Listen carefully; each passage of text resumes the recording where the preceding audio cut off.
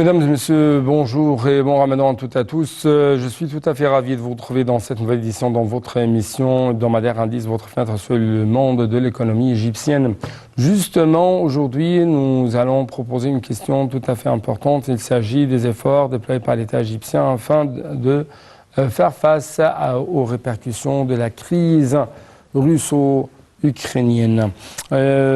Ces derniers jours, durant les derniers jours de mars, l'État s'est apprêté avec tous ses secteurs et a adopté même des solutions proactives aux répercussions négatives, au scénario possible de l'impact des répercussions de la crise russo-ukrainienne qui a affecté la carte économique mondiale, et ce, en adoptant un paquet de mesures pour alléger cette crise, en fournissant par exemple la protection sociale pour les catégories les plus démunies, en adoptant les politiques financières et monétaires nécessaires pour le contrôle des marchés, en assurant le produit de base de stabilité des prix, toujours au niveau du marché. D'autre part, on trouve que selon un dernier rapport publié par le gouvernement égyptien sur les efforts de l'État et ses mesures proactives face aux répercussions de la crise russo-ukrainienne, il y avait des paquets d'incitations financières pour améliorer la performance des divers secteurs, stimuler le climat d'affaires d'investissement de manière à renforcer l'infrastructure économique nationale. Donc, cette édition, nous allons concentrer notre discussion en ce qui concerne les mesures socio-économiques prises par l'État égyptien afin de protéger les plus vulnérables, les plus pauvres ici en Égypte de ces grandes vagues d'inflation et ces grandes vagues, bien sûr, de hausse des prix au niveau des marchés. Pour avoir plus d'explications, nous allons recevoir dans les prochaines minutes Dr Ghada Ahmad Al-Badawi. C'est maître de conférence à la faculté d'économie et de commerce international, mais aussi c'est une spécialiste, c'est une femme qui a les mains dans les affaires en ce qui concerne les programmes de protection sociale. Donc, Dr Ghada Ahmad, bonjour et bon ramadan. Donc, Dr Ghada, est-ce que vous m'entendez bien? Non, monsieur. Oui, bonjour, tout d'abord bonjour. Est-ce que vous m'entendez bien? Bonjour, monsieur. D'abord, Bonjour. je voudrais vous remercier beaucoup, c'est un grand plaisir. Et je félicite le peuple égyptien à l'occasion du mois sacré du Ramadan, qu'Allah bénisse l'Égypte et son peuple. Bonne année, merci, monsieur. Donc, c'est toujours un plaisir d'être avec nous à travers la ligne de la TV internationale pour nous présenter une sorte d'analyse en ce qui concerne les dernières mesures prises par l'État égyptien, notamment dans le domaine de la protection socio-économique.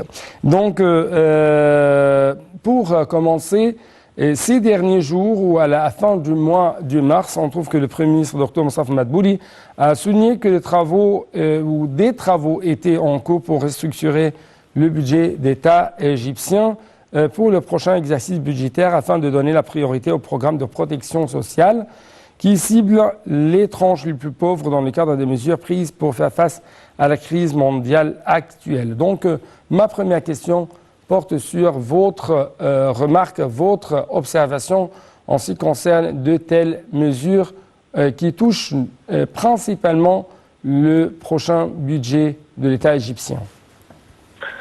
D'abord, je voudrais souligner que malgré tous les défis et les problèmes liés au Covid-19, la guerre russo-ukrainienne, les changements climatiques, les effets du quatrième révolution industrielle sur tous les secteurs et l'accélération des rythmes des changements, ce qui a rendu l'avenir moins prévisible et le monde est ainsi devenu plus dynamique, plus ouvert et riche d'opportunités, mais aussi plus turbulent, difficile et imprévisible. Mais l'Égypte a pu avoir une vision stratégique et des accomplissements dans tous les secteurs et les indices relatifs aux performances financières et économiques du pays, par exemple, ont montré que l'économie égyptienne est toujours capable d'affronter les défis intérieurs et extérieurs. Ouais.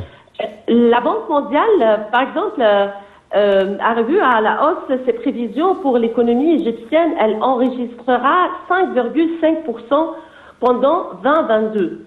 Alors que le Fonds monétaire international, le FMI, lui anticipe pour la même année un taux de croissance de 5,6%. Le déficit global a été réduit de moitié pendant les 5 dernières années et l'État travaille à abaisser la dette publique à moins de 90% du PIB en juin 2022 et à moins de 85% dans les 3 prochaines années, tout en améliorant l'efficacité des dépenses et des recettes et en diversifiant les sources de financement des projets d'investissement et de développement, monsieur. Oui. Donc, vous trouvez qu'il y a une sorte d'intérêt accordé par l'État égyptien, notamment aux programmes socio-économiques, et ce pour protéger les plus vulnérables, les plus pauvres.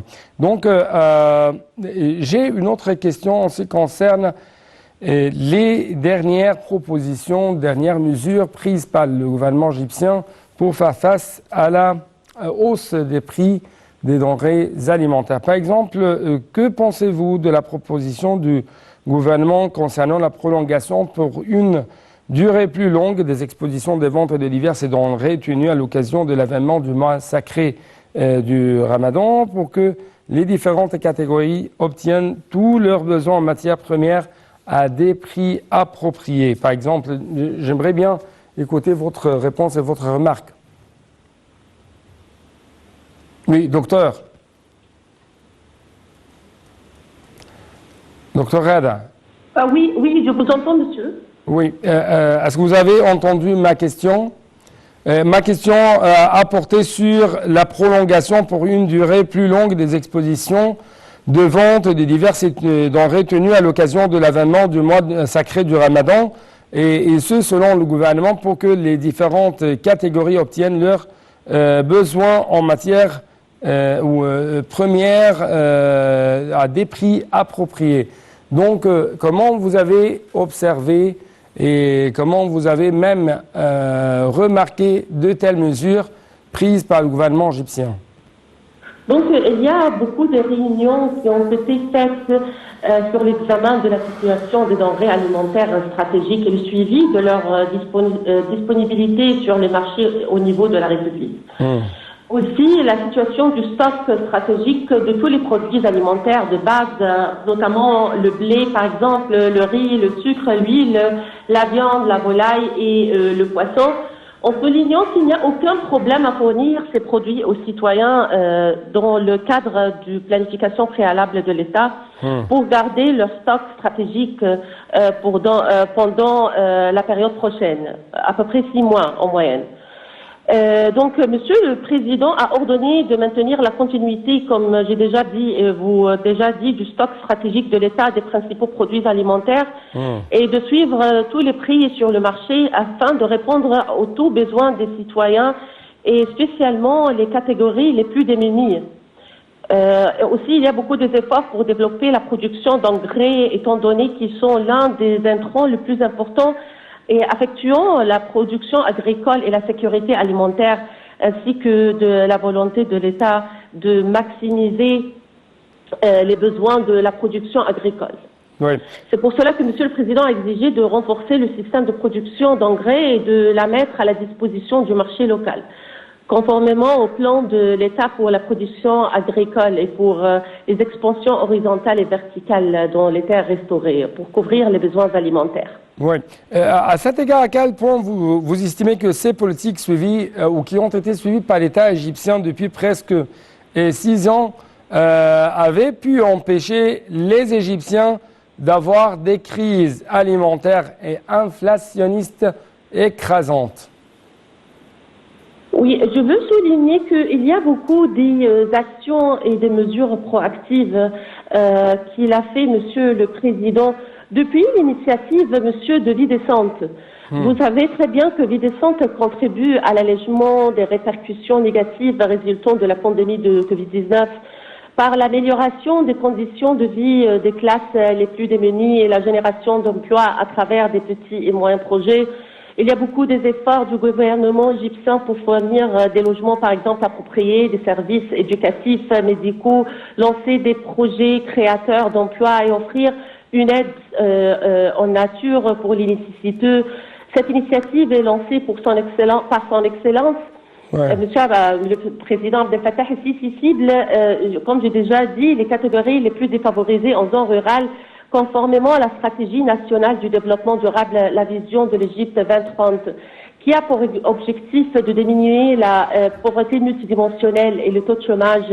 Une vie décente repose sur 4 piliers, monsieur, essentiels. Ouais.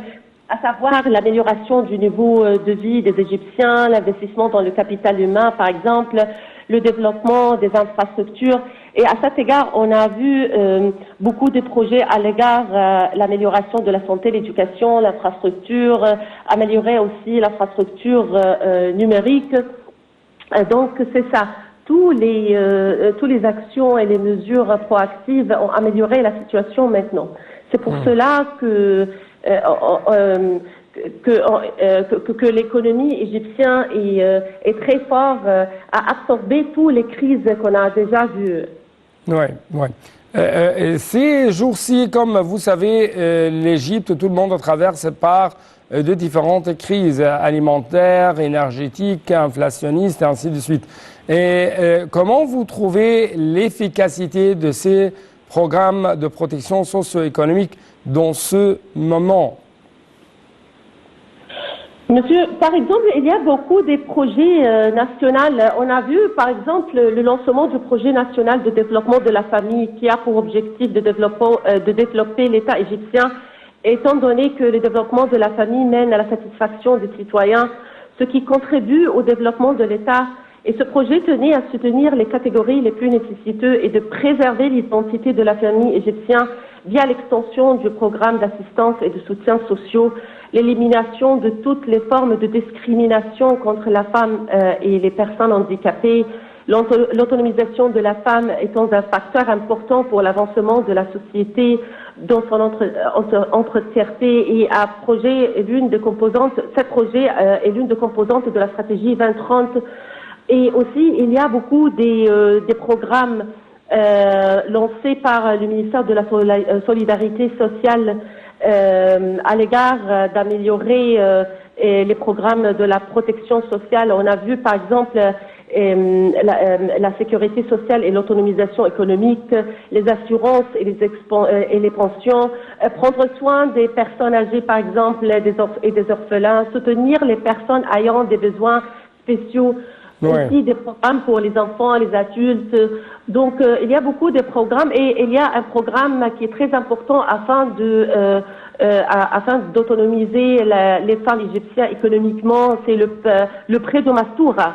C'est un prêt fixe, monsieur. Le fonds de l'Égypte a énormément contribué à soutenir, avec la coopération avec le ministère de Solidarité, à autonomiser la femme à travers la mise en œuvre du programme Mastoura, à travers un protocole de coopération signé avec la Banque Nasser, à assurer un frein renouvelable pour aider les femmes. Parce que la femme, vous savez, monsieur, elle est la chef de la famille. De microfinance, c'est très important d'autonomiser les femmes dans les catégories les plus nécessiteuses. C'est ça. Oui, comme vous savez, ces jours-ci, le gouvernement, ou même avant la crise russo-ukrainienne, le gouvernement égyptien concentre ses efforts sur l'amélioration, mais aussi la promotion des petites et moyennes entreprises. Dans ce moment, comment vous trouvez l'importance de telles initiatives visant à améliorer, visant à pomper un peu plus de fonds dans ce domaine, les petites et les moyennes entreprises? En ce qui concerne l'écosystème de l'entrepreneuriat, il a beaucoup amélioré, monsieur. On a vu, par exemple, que l'indice de connaissance de l'Égypte a augmenté 19 places dans l'indice de connaissance à 2021. de 72 et on est devenu maintenant 53. La place 53. Donc l'écosystème a beaucoup amélioré grâce à les efforts du Monsieur le Président Abdel Fattah el-Sisi. Parce que édifier les jeunes est l'une des priorités pour Monsieur le Président. Oui. J'aimerais bien jeter plus de lumière sur l'État égyptien qui essaye d'avoir plus de blé à travers la production locale. Cette fois-ci, on trouve que le ministre des Finances, Mohamed Mouaït, a affirmé que 1,1 milliard de livres égyptiennes avaient été fournis à l'Autorité générale de produits et d'approvisionnement et la Banque agricole d'Égypte sur le compte de financement pour l'achat du blé local. Ceci s'inscrit dans le cadre de la mise en œuvre des directives présidentielles visant à faciliter les procédures de livraison du blé local et à décaisser rapidement les créances des agriculteurs en vue de les inciter à fournir la plus grande quantité possible. Donc, j'aimerais encore une fois écouter votre réaction en ce qui concerne cette mesure. L'Égypte essaye, par le financement, d'encourager les agriculteurs de cultiver plus de blé et de bonne qualité afin de répondre aux besoins des marchés locaux ici en Égypte. Bon, je voudrais mentionner que Monsieur le Président a donné une grande importance à l'égard du secteur agricole en général. Et en ce qui concerne le futur d'Égypte, il va créer de milliers d'opportunités d'emploi dans des diverses... Le projet Futur d'Égypte, n'est-ce pas? Oui. Oui, c'est ça. C'est un autre projet c'est un autre projet qui est issu de ces programmes socio-économiques, n'est-ce pas? Oui. Ce projet va créer des milliers d'opportunités, monsieur, d'emploi dans diverses disciplines, donnant une forte impulsion au système national d'industrialisation agricole et renforçant la stratégie de l'État visant à augmenter la proportion des terres agricoles. Oui. Donc, Monsieur le Président a une vision et a des conduites stratégiques qui sont très effectives. C'est pour cela que cette crise, tout le peuple égyptien ne va pas sentir beaucoup parce que il y a beaucoup des actions qui ont des effets positifs à l'égard de tous les dossiers, par exemple les protections sociales et pour les catégories les plus nécessiteuses. Oui. J'aimerais vous poser une autre question en ce qui concerne la vie décente. Je sais que vous êtes spécialiste dans ce domaine.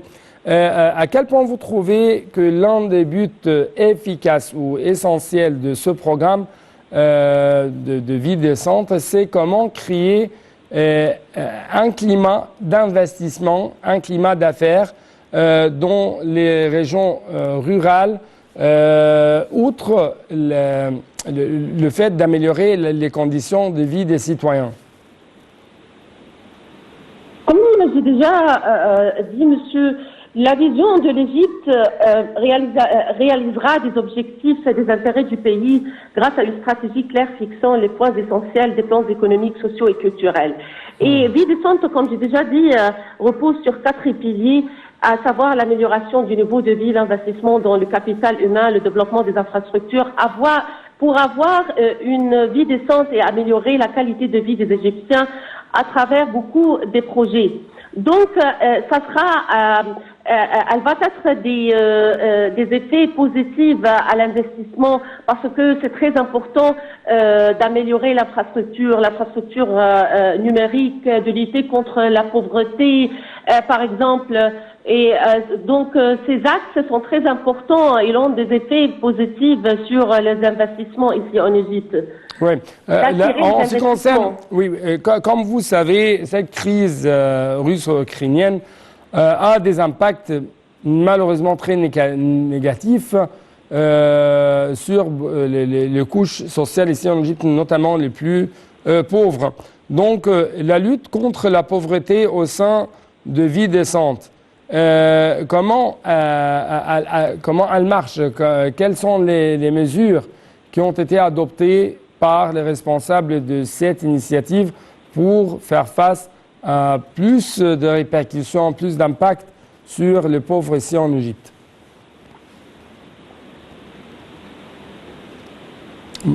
Comme j'ai déjà dit, elle va prendre beaucoup des actes, par exemple les logements, par exemple l'investissement du capital humain, le secteur sanitaire aussi. Donc, c'est ça, monsieur. Par exemple, à travers la distribution... équitable, oui. Quoi? La distribution équitable des ressources. De ressources, oui. Si je peux préciser un peu plus notre parole en ce qui concerne cette crise mondiale ou cette crise russo-ukrainienne du point de vue économique. À quel point vous trouvez que ces programmes sociaux essayent de distribuer des denrées alimentaires sur les plus pauvres, sur les plus nécessiteux, ou même présenter des services à bas prix, des services dans le domaine des denrées alimentaires à bas prix? Donc vous avez déjà vu, il y a beaucoup de mesures et des paquets d'incitations financières pour améliorer la performance des divers secteurs et pour stimuler le climat d'affaires et d'investissement de manière à renforcer l'infrastructure économique nationale. Donc, la fourniture des aliments, des logements, des services divers secteurs et pour stimuler le climat d'affaires et d'investissement de manière à renforcer l'infrastructure économique nationale. Donc, la fourniture des aliments, des logements, des services, par exemple, des centres pour les citoyens égyptiennes. Donc, c'est ça, monsieur. Oui. Si, pour clôturer cette édition, vous savez que le mois de Ramadan, c'est le mois de la consommation, n'est-ce pas? Est-ce que vous m'entendez? Oui, oui, monsieur. Mais aussi, c'est le mois de la solidarité. Et vous avez bien sûr suivi que pendant ce mois, beaucoup de publicités ont essayé d'attirer les fonds de zakat, le fonds d'aumône, les investissements même dans le domaine dans le domaine où se trouvent des gens qui ont beaucoup de besoins. Donc, à quel point vous trouvez que le mois de Ramadan, c'est un mois qui peut vraiment renforcer cette solidarité sociale dans ce temps de crise, bien sûr? On a vu, monsieur, le secteur public avec le secteur privé, avec les organisations non gouvernementales, beaucoup des efforts et des coopérations entre ces trois organisations afin de fournir tous les besoins des citoyens égyptiens, et spécialement dans ce mois sacré. Oui. Docteur Reda, je dois vous remercier infiniment pour de tels éclaircissements de votre part en ce qui concerne les programmes qui ont été adoptés ou qui sont même adoptés sur les terrains par l'État égyptien afin de faire face aux différentes répercussions de la crise mondiale à partir de cette crise de Covid jusqu'à maintenant, la crise la crise alimentaire inflationniste même qui sont issus ou qui est issu de cet affrontement entre les Russes et les Ukrainiens. Merci beaucoup encore une fois. Et donc, c'était tout pour cette édition, chers téléspectateurs. Bon Ramadan à toutes et à tous.